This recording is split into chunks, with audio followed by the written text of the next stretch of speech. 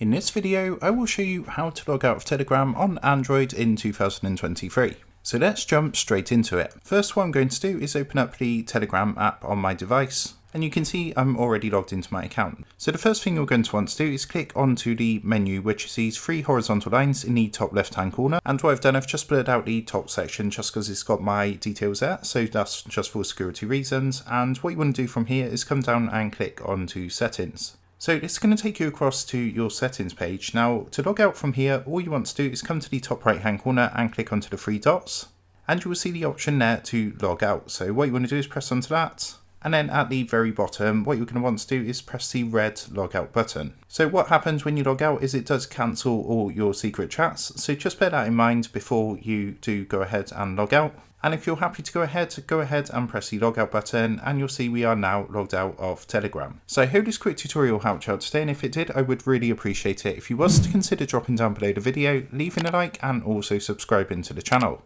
With that being said, I just want to take a minute to thank you guys for watching this quick tutorial, and I will see you in the next video.